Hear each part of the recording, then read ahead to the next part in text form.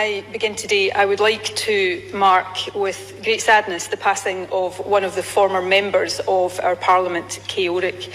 Kay was one of the original class of 1999 and she was hugely respected across the chamber of this Parliament.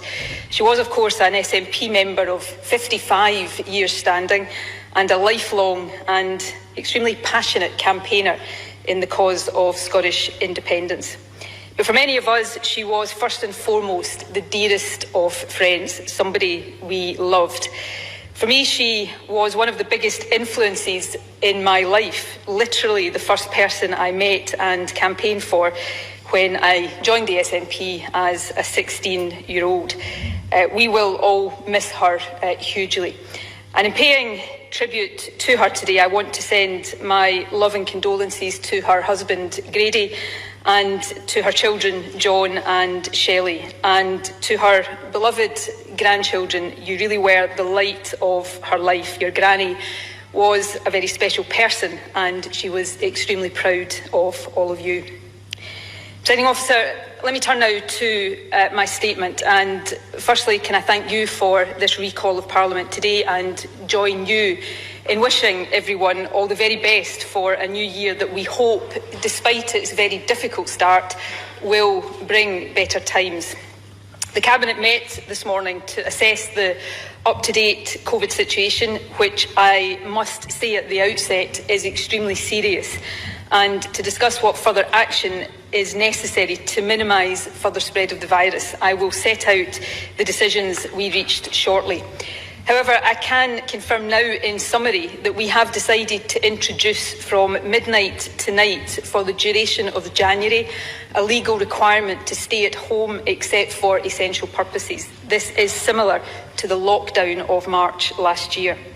However, before I set out these decisions in more detail, I want to take the opportunity to explain in some detail why they are so necessary.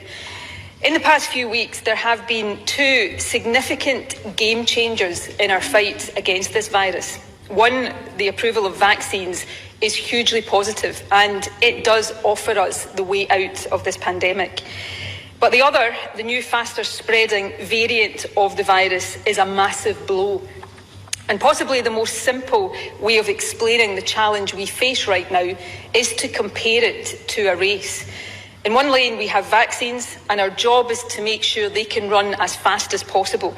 And that's why the government will be doing everything we can to vaccinate people as quickly as possible, and I will say more about that later. But in the other lane is the virus, which, as a result of this new variant, has just learned to run much faster and has most definitely picked up pace in the past couple of weeks. To ensure that the vaccine wins this race, it is essential to speed up vaccination as far as possible. But to give it the time it needs to get ahead, we must also slow the virus down. And because it is now spreading faster, that means even tougher restrictions are necessary. The evidence, Presiding Officer, is now compelling that the new variant is up to 70% more transmissible than previously circulating strains, and that it may add as much as 0.7 to the R number.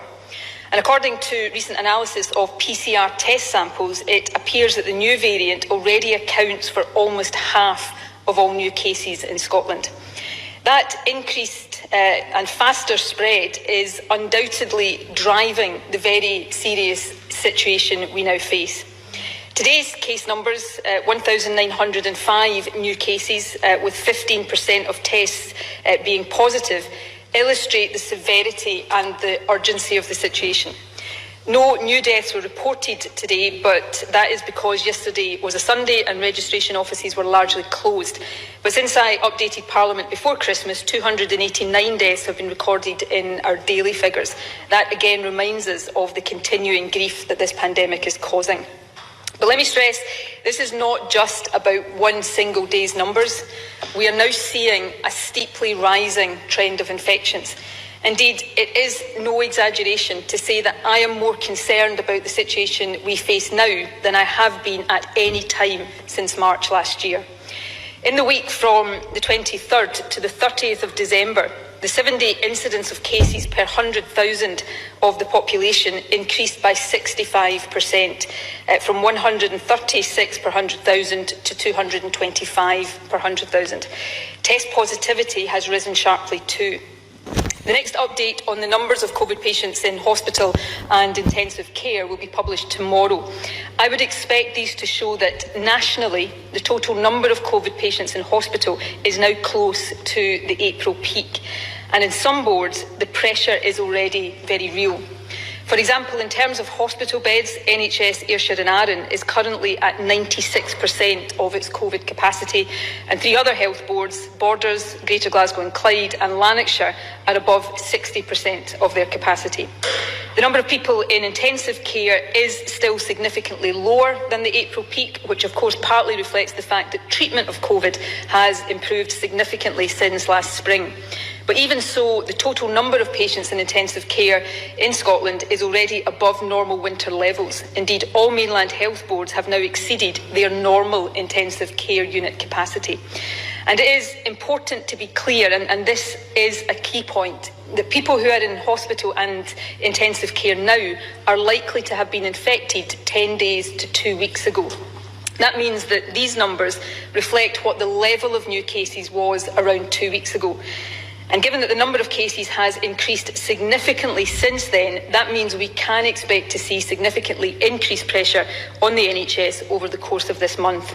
Now, contingency plans remain in place to double and then treble ICU capacity if necessary, and the NHS Louisa Jordan continues to be available to help meet demand, as indeed it has been doing in recent months.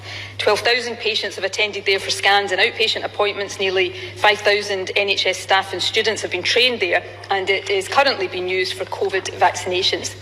In short, NHS services are coping at present, although the pressure on frontline staff is considerable.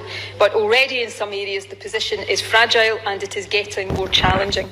And if the rate of increase in case numbers that we have seen in the past 2 weeks was to continue unchecked, there would be a real risk of our NHS being overwhelmed, even with contingency plans in place.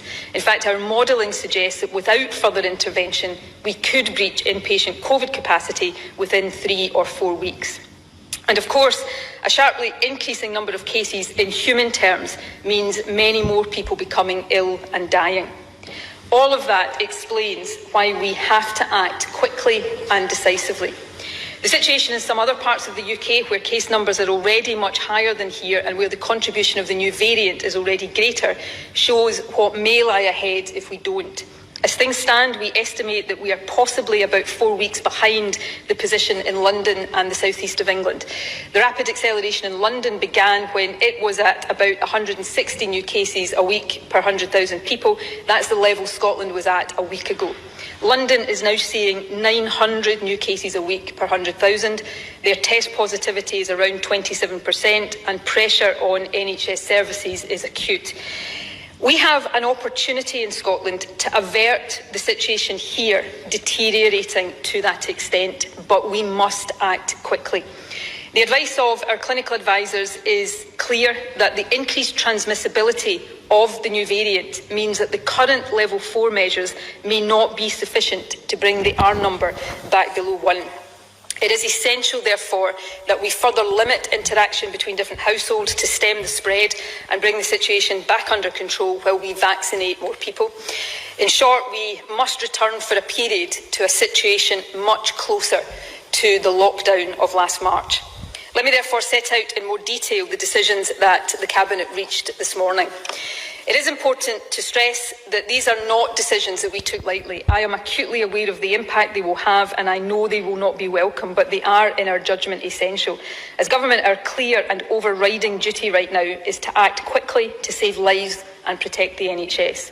We know that delay or prevarication in the face of this virus almost always makes things worse, not better, even if it stems from an understandable desire that we all share to wait for more data or evidence. Now, the To turn to the decisions in detail, the decisions I will speak about a bit later on schools, let me be clear at this stage, Presiding Officer, that they will apply to all parts of Scotland. However, the decisions, other decisions I'm about to outline will apply to those parts of Scotland currently in level 4, which of course is all of mainland Scotland, and they are effectively an enhancement to level 4. The island areas currently in level 3 will remain there for now, although we will continue to monitor them very carefully. These additional level 4 restrictions, essentially returning us to a position similar to the lockdown of last March, will be in place for the whole of January. We will keep them closely under review. However, I can't at this stage rule out having to keep them in place longer, nor rule out making further changes. Nothing about the current situation is easy. The first measure is that our fundamental advice for everyone is to stay at home. That is the single best way of staying safe. We consider that this stay-at-home message and advice is now so important that from tomorrow it will become law, just as it was in the lockdown last year. This means it will only be permissible to leave home for an essential purpose. This will include, for example, caring responsibilities, essential shopping, exercise and being part of an extended household.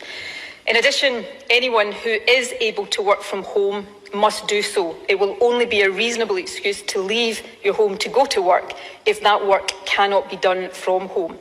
We're asking people and businesses to take this really seriously, just as seriously as we all did in March during the first lockdown, because the situation now is at least as serious as it was then.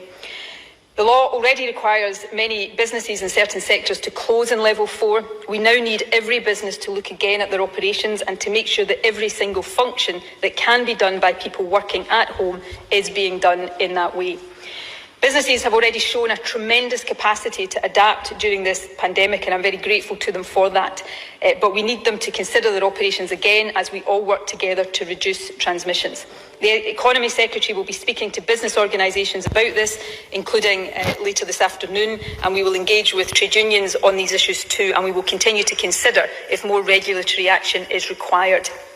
We're also providing today new guidance to people who are in the shielding category. If you were shielding and you cannot work from home, our clear advice now is that you should not go into work at all. The Chief Medical Officer is writing to everyone who falls into this category, and his letter will count as a fit note for those who need it. Under the lockdown last year, unlike the lockdown last year, the frequency of outdoor exercise is not being limited. It is important for physical and mental health that we can get outdoors for fresh air and exercise as much as possible. However, from tomorrow, the rule on outdoor gatherings will change. As of now, up to 6 people from 2 households are able to meet outdoors. Given the greater transmissibility of this new variant, we consider it necessary to restrict that further. From tomorrow, a maximum of 2 people from up to 2 households will be able to meet outdoors. Children aged 11 and under will not be counted in that limit, and they will also be able to play outdoors in larger groups, including in organised gatherings. However, for everyone else, including 12 to 17-year-olds, outdoor exercise should only take place in a way that is consistent with the 2 people from 2 households rule. In addition, strict travel restrictions remain in place across Scotland. From tomorrow, if you live in a level 4 area, as the majority of us do, you cannot leave home except for an essential purpose. When you do go out, stay as close to home as possible and stay away from crowded places. And it remains the case, and let me stress this point, that no one is allowed to travel into or out of Scotland unless it is for an essential purpose. Presiding Officer, a number of other measures will come into effect on Friday of this week. It is with real regret that we consider it necessary for places of worship to close during this period for all purposes except broadcasting a service or conducting a funeral, wedding or civil partnership. I'm well aware of how important communal worship is to people, but we believe this restriction is necessary to reduce the risk of transmission. While up to 20 people will still be able to attend funeral services, wakes will not be possible during January, and a maximum of 5 people will be able to attend wedding and civil partnership services. Presiding Officer, I know how devastating restrictions like these ones are, and I give an assurance that we will not keep them in place for any longer than is absolutely necessary. There will also be additional measures in relation to businesses, in addition to the tightening of the essential retail definition that took effect from Boxing Day. The current 1 metre exemption for workplace canteens will end, so canteens will have to ensure that employees sit 2 metres or more apart rather than 1 metre. The number of non-essential services which remain open will be further restricted. Premises which will need to close as a result of these changes will include, for example, ski centres, showrooms of larger retailers and clinics offering cosmetic and aesthetic procedures. I know that many businesses have already